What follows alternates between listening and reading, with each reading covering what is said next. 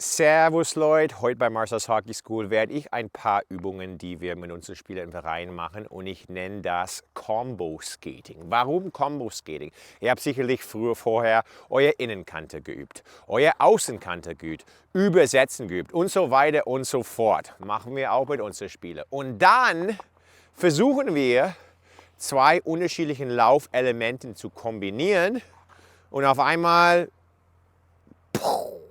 massive Verwirrung. Es ist unheimlich schwierig für die Spieler und Spielerinnen, obwohl die einzelnen Elemente getrennt sehr gut machen kann. Und deshalb werde ich euch heute zwei Übungen zeigen, wo man zwei Skills sehr gut kombinieren kann, weil im Spiel ist es auch nicht, dass man die ganze Zeit auf die Innenkante fährt. Man fährt Innenkante, vielleicht übersetzt man als Beispiel in die andere Richtung.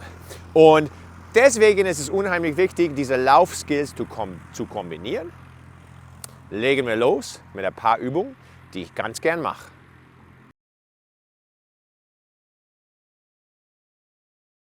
Also, Übung Nummer 1. Ihr könnt bestimmt alle Innenkante fahren. Und ihr könnt bestimmt alle auch lineares Übersetzen. Eine links, eine rechts. Und jetzt werden wir das ein bisschen kombinieren. Ich werde auf die Innenkante gehen, aber nur einen 90-Grad-Bogen fahren, bis ich seitlich stehe. Und dann werde ich wieder mich gerade richten, indem ich einmal übersetze. Und dann gehe ich auf die Innenkante in die andere Richtung und werde ich mich wieder gerade richten, indem ich mich übersetze. Der Schlüssel hier ist, dass man sich nur 90 Grad drehen darf, sonst kommt man völlig durcheinander. Also ich zeige euch, wie das geht. Innenkante, übersetzt. Innenkante, übersetzt. Innenkante, gehen wir auf den Rückweg. Innenkante, übersetzt. Innenkante, übersetzt. Innenkante, übersetzt. Was viele Spieler und Spielerinnen hier falsch machen, ist, dass die entweder zu lang auf der Innenkante sind oder zu lang übersetzen. Die kommen, die fahren ihre Innenkante, dann übersetzen sie bis hierher, sind dann aber verwirrt, weil eigentlich müssten die jetzt auf die linke Innenkante gehen und dann drehen sie sich in die falsche Richtung. Die tun sich unheimlich schwer mit diesen kleinen Bewegungen, statt einen riesen Innenkantebogen zu fahren oder einen riesen Übersetzer zu fahren, kriegen die das nicht hin, nur kurz 90 Grad zu drehen. Warum auch immer. Aber es ist sehr wichtig, auch diese kleinen Bewegungen machen zu können.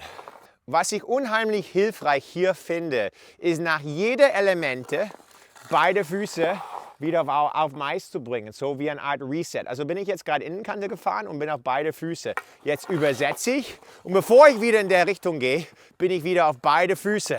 Dann bin ich auf die Innenkante, beide Füße. Übersetzt, beide Füße.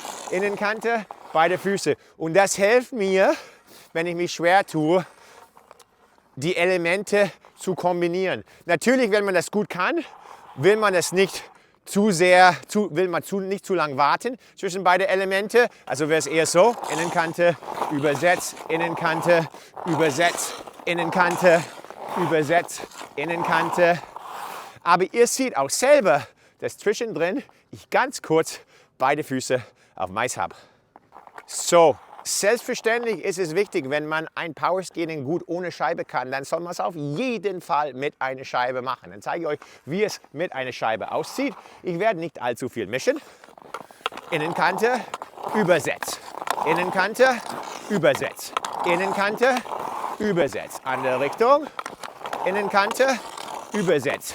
Innenkante, übersetzt. Innenkante, übersetzt. Und man kann dann, wenn man sich dabei wohlfühlt, natürlich ein paar kleine Fakes einbauen. Innenkante, übersetzt. Innenkante, übersetzt. Innenkante. Und ihr seht, ich baue, bevor ich auf die Innenkante gehe, eine kurze Täuschung ein. So, die zweite Übung, die ich sehr gern mache mit meinen Spieler und Spielerinnen, ist ein Übersetzer kombiniert mit einem Hip Opener oder Crosby. So, ihr könnt sicherlich alle übersetzen. Falls du noch nicht kein Hip Opener machen kannst, poste ich ein Tutorial hier oben. Also das ist ein Hip Opener. Und jetzt versuche ich, beide Elemente zu kombinieren. Ein Übersetzer, ein Hip Opener. Ein Übersetzer, ein Hip Opener. Ein Übersetzer, ein Hip Opener. Und das ist nicht unbedingt was, das man nur in einem Power Skating Training machen würde. Das könnte zum Beispiel sein, wenn ich Schwung aufnehmen möchte. Ich bin am Übersetzen, ich bekomme einen Pass und dann gehe ich in einen Hip Opener. Jetzt da habe ich einen Zwischenschritt gehabt, hier aber nicht. Boom! Und ich bin dann schon wirklich am Fliegen unterwegs. Ich mache die andere Seite. Immer wichtig, beide Seiten zu üben. Diese Seite ist für mich nicht so ganz so gut. Übersetz, Hip. Übersetz, Hip. Übersetz, Hip. Übersetz, Hip. Und natürlich, wie jede Übung, wenn es gut geht, mach es mit einer Scheibe. Cross, Hip. Cross, Hip. Cross, Hip. Cross, Hip. Wenn du dich am Anfang damit schwer tust, ist es okay, einen extra Schritt einzubauen oder ein bisschen zu warten. Das würde heißen, ich übersetze, mache wieder auf und dann gehe ich in meinem Hip Opener. Aber wenn du dich dabei wohlfühlst, vielleicht versuch sofort aus der Übersetzer mit dem Bein, der untersetzt ist, aufzumachen und einen Hip Opener zu pushen. Ich bin in der Übersetzer, aufmachen und schieben sofort.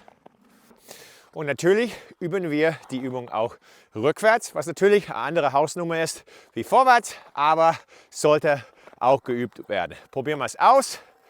Cross, Hip. Cross, Hip. Cross, Hip. Cross, Hip. Andere Richtung, ein bisschen schwieriger für mich. Cross, Hip. Cross, Hip. Cross, Hip. Und ich finde, wahrscheinlich die meiste der Zeit fühlt man sich ein bisschen stabiler dabei, wenn man zwei Hände auf seinen Schläger hat. Und natürlich, jetzt einmal nochmal mit Pucks, ohne allzu sehr zu mischen. Cross, Hip. Cross, Hip. Ab und zu mal hochschauen. Hoppala, das war zu viel geredet, zu wenig konzentriert. Cross, Hip. Andere Richtung, Vorhandseite habe ich die Scheibe einfach nur schieben können. Cross, Hip. Cross, Hip. Cross, Hip. Cross und Hip. Ihr habt wahrscheinlich gemerkt, ich sage die ganze Zeit Cross, Hip, Cross, Hip. Ich finde, es hilft mir tatsächlich so im Rhythmus zu bleiben und den Wechsel zwischen Übersetzer und Hip Opener zu machen. Manchmal, wenn eine Übung kompliziert ist, die Schritte einzeln laut zu sprechen, finde ich unheimlich hilfreich. So, das war's für ein weiteres Outdoor Rink Marcel's Hockey School Tutorial. Freue mich so sehr, wenn ich Videos für euch draußen drehen kann. Natürlich in die Halle ist es schön und man braucht die Halle für manche Videos, aber so, für solche Sachen draußen einfach so unheimlich cool. Und ich hoffe, dass ihr diesen Winter noch oder dass ihr diesen Winter schon die Möglichkeit gehabt habt, auf dem Eis irgendwo draußen zu gehen. Probier diese Übungen aus, die sind ein bisschen anspruchsvoller, aber auch spielähnlich und es ist unheimlich wichtig, unterschiedliche Powerskating-Elemente miteinander zu kombinieren, weil im Spiel muss man das auch machen. Viel Spaß beim Üben und bis zum nächsten Mal bei Marcel's Hockey School.